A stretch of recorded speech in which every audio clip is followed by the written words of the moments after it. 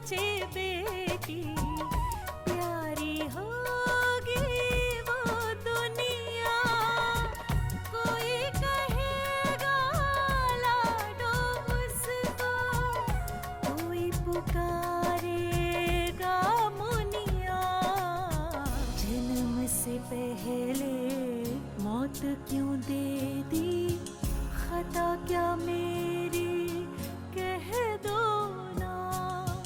जैसे फूल बिन सूनी बगिया, बिन बिटिया आंगन सूना, बिन बिटिया आंगन सूना, बिन बिटिया आंगन सूना।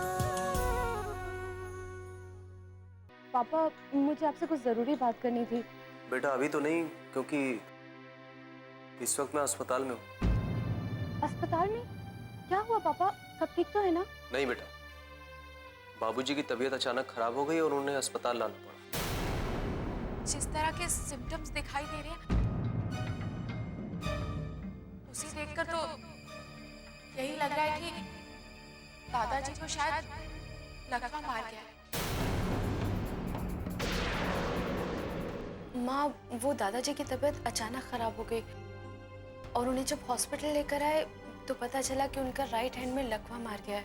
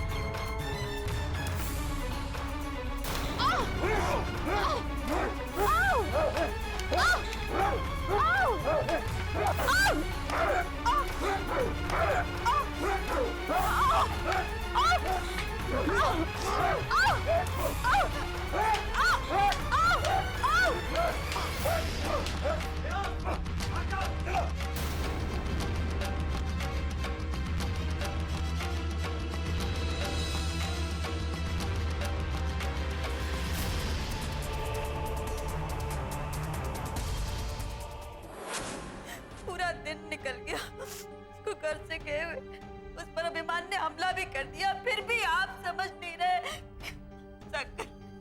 मेरे पास बैठो बैठो बैठो, आप पानी लेकर बैठो।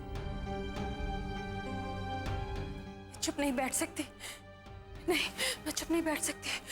मुझे अच्छी तरह से पता है मानो के गायब होने में किसका हाथ है। आप जाए या ना जाए विशाल, मैं खुद जाकर पूछूंगी, अपनी अनु को खुद लेकर ही आऊंगी।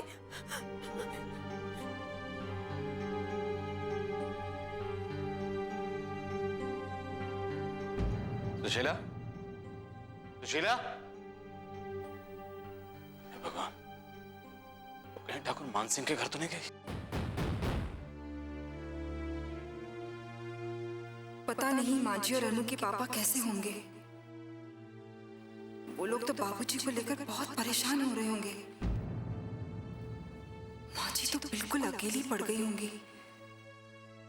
उन्हें संभालने के लिए वहां कोई होगा भी कि नहीं?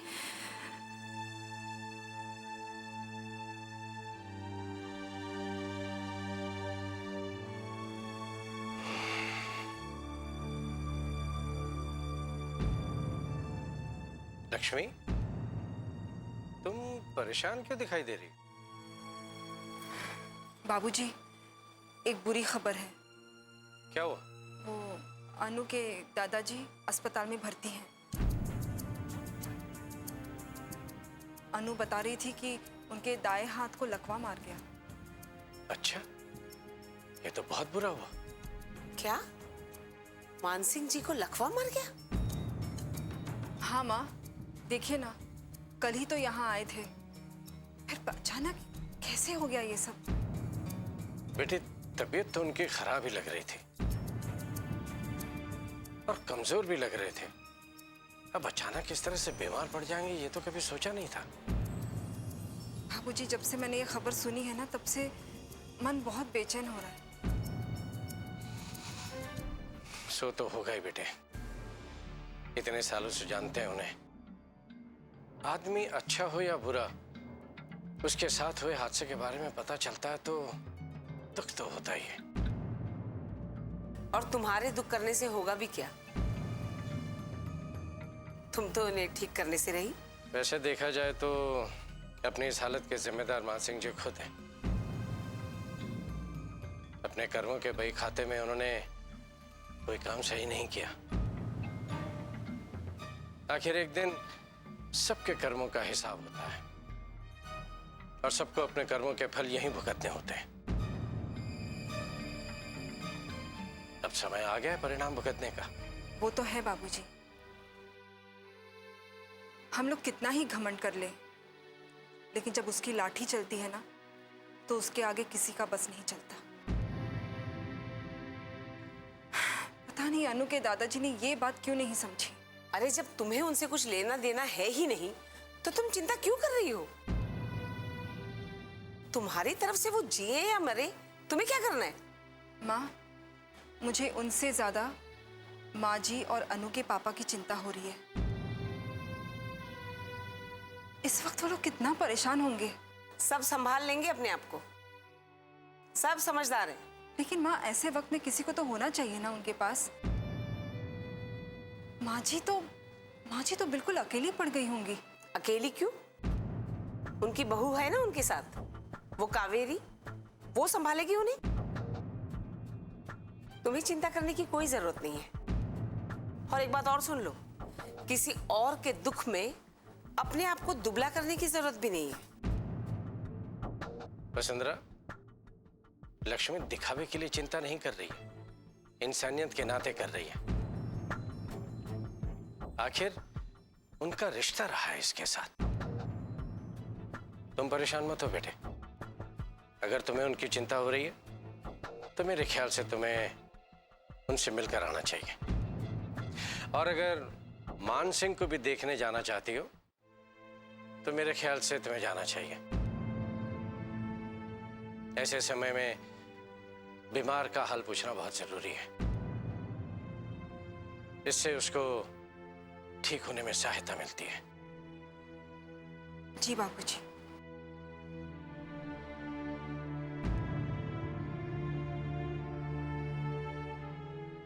बिन बिटिया आंगन सोना।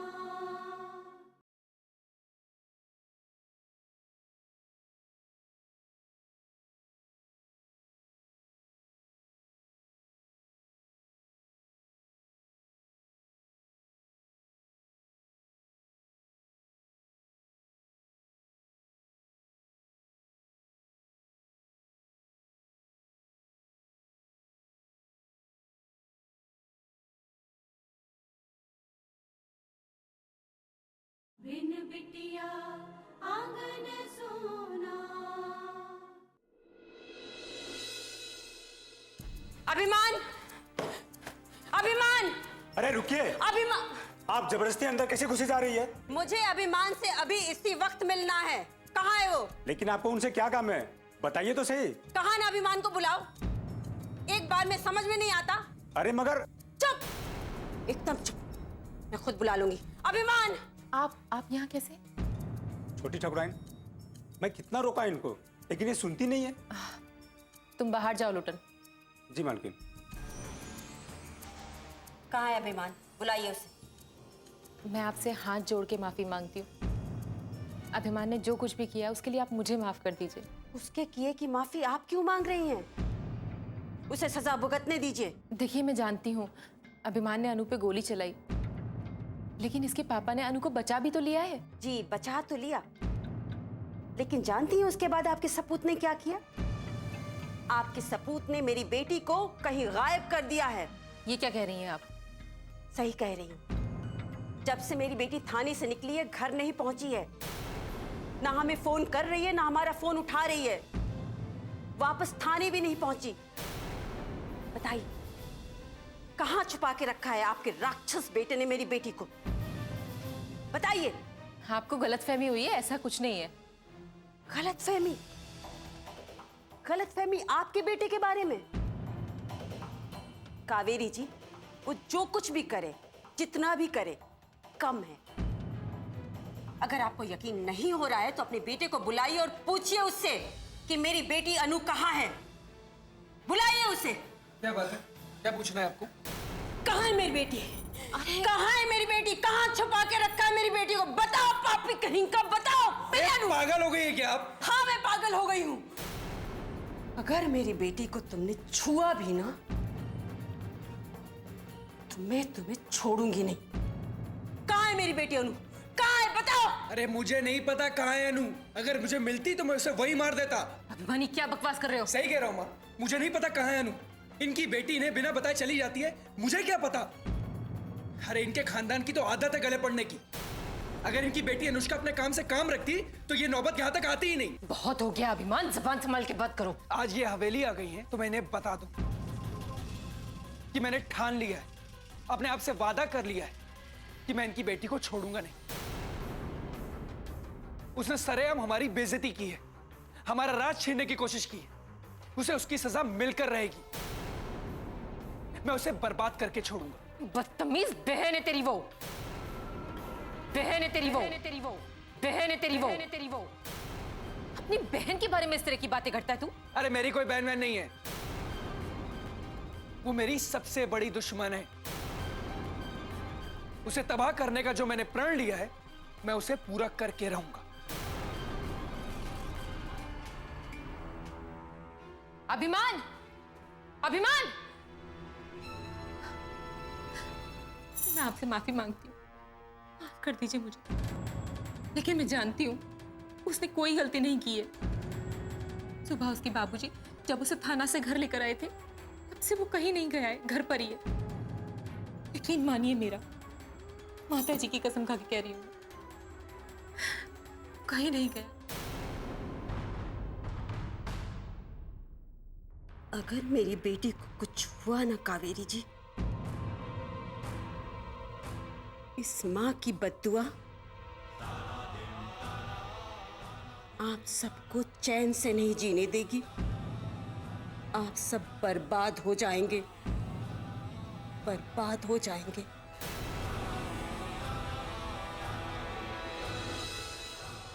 अगर मेरी बेटी को कुछ हुआ ना कावेरी जी, इस मां की बद्दुआ आप सबको चैन से नहीं जीने देगी। आप सब बर्बाद हो जाएंगे, बर्बाद हो जाएंगे। बिन बिटिया आंगन सोना।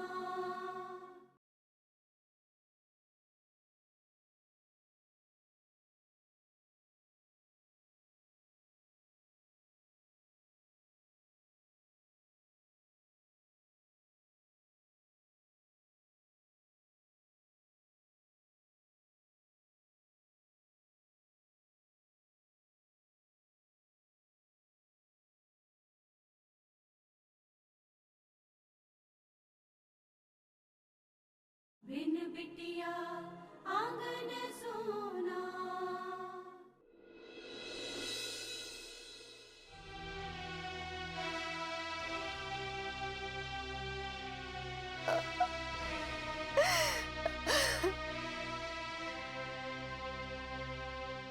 ये सब क्या हो रहा है शान? क्या हो रहा है? क्या गलती हो गई हमसे? क्यों हमारी बच्ची के साथ भगवान ऐसा कर रहे? क्यों ऐसा कर? क्यों? शीला बस करो, चुप हो जाओ। कैसे चुप हो जाओ? हमारी बेटी कहाँ है उसका कुछ अता पता नहीं है, और आप कह रहे मैं चुप हो जाऊं? पर तुम्हारे इस तरह रोने से हमारी बच्ची मिल जाएगी। तो आप ही बताइए ना विशाल, कैसे मिलेगी हमारी बेटी? कैसे मिलेगी? अभिमान झूठ बोल रहा है, वो जानता है अनु कहाँ है। हमसे झूठ बोल रहा है, फिर भी आप। सुशीला, हो सकता है वो सही कह रहा हो, उसे सच में ना पता हो। उसने हमारी बेटी पर गोली चलाई है और आप उसी की तरफदारी कर रहे हैं। मैं तरफदारी? बस बस विशाल, बस। अभिमान और उसका पूरा परिवार विश्वास के लायक नहीं है। हमेशा उन लोगों ने हमें नुकसान पहुंचाया। इस बार भी उनका इरादा यही है। आप क्यों नहीं मानते मेरी बात? अगर मेरी बेटी को कुछ हुआ ना, मैं उनको छोड़ूंगी नहीं। अच्छा तुम रुको, मैं अनु को एक बार फिर से फोन ट्राई करता हूँ।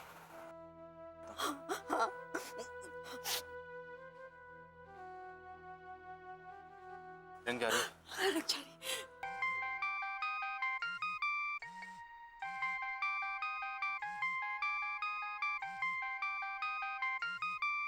अनु फोन उठाओ।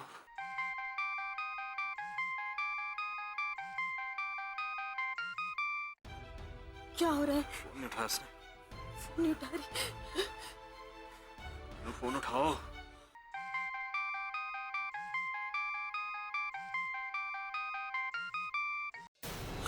क्या हुआ? उठाया। हे भगवान, हे भगवान, क्या हो रहा है? भगवान मेरी बेटी की रक्षा करना, मेरी बेटी की रक्षा करना भगवान। क्या हो रहा है सब? क्या हो रहा है विशाल? सब ठीक बने। कैसे कैसे ठीक होगा?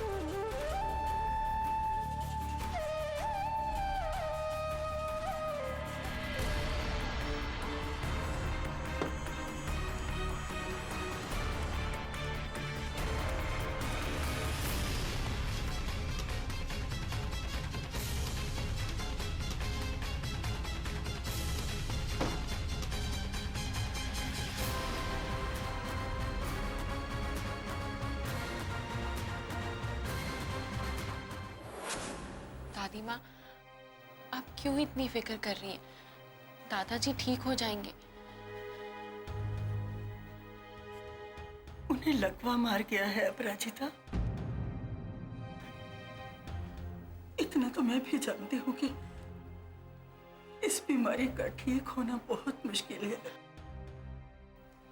मुश्किल है दादी माँ, नामुमकिन नहीं। अरे लेकिन ये सब हुआ कैसे? मेरा मतलब अचानक ही पैरालिसिस अटैक। पापा, कोई भी बीमारी ऐसे अचानक नहीं होती। उसके सिम्टम्स हमें पहले से दिखाई देते हैं, लेकिन हम उन्हें नजरअंदाज कर देते हैं। और इस बीमारी का सबसे बड़ा कारण स्ट्रेस है, टेंशन है। बिन बिटिया आंगन सोना।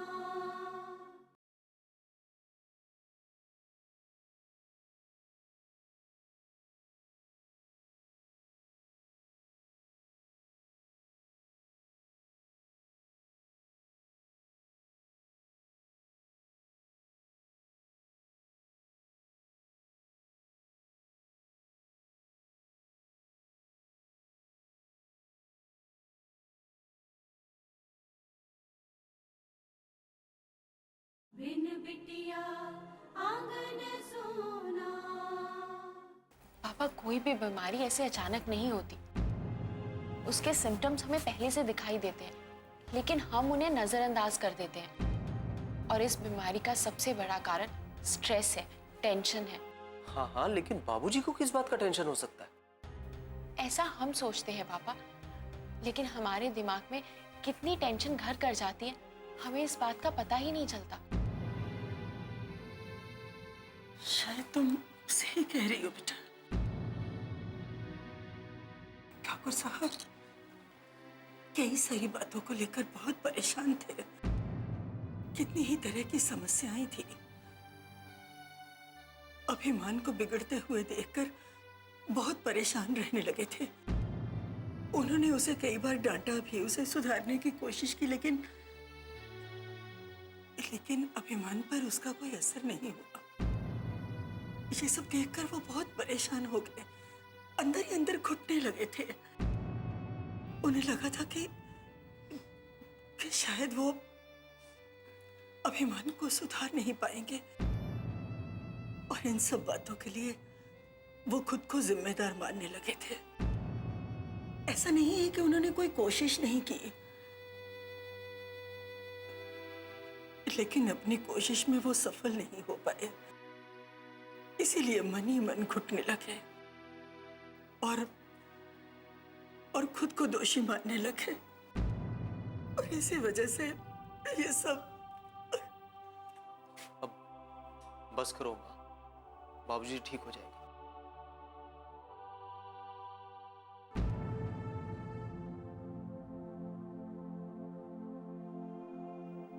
माँ जी।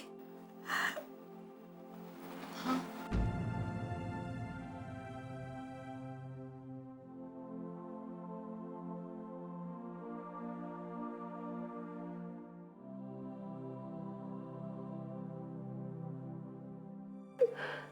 माँ जी, बस कीजिए माँ जी, बस कीजिए। धीरज रखिए माँ जी, बाबूजी को कुछ नहीं होगा। हाँ, उन्हें कुछ नहीं होगा। माँ, आपको पता है दादाजी को पैरालाइज अटैक आया है? मुझे पता चला बेटा, इसलिए मैं यहाँ चली आई। माँ जी, ये सब अचानक हुआ कैसे? पता नहीं बेटा, ठाकुर साहब घर में अचानक बेहोश हो गए, तो हम उन्हें अस्पताल ले आए। हमें तो यहाँ आकर पता चला कि उन्हें। माँ जी शांत हो जाइए माँ जी। माँ जी देखिए, आप हिम्मत रखिए। आप हिम्मत नहीं रखेंगी तो बाबूजी को कौन संभालेगा? कौन उन्हें धीरज बंधाएगा? माँ जी हिम्मत रखिए, शांत हो जाइए आप।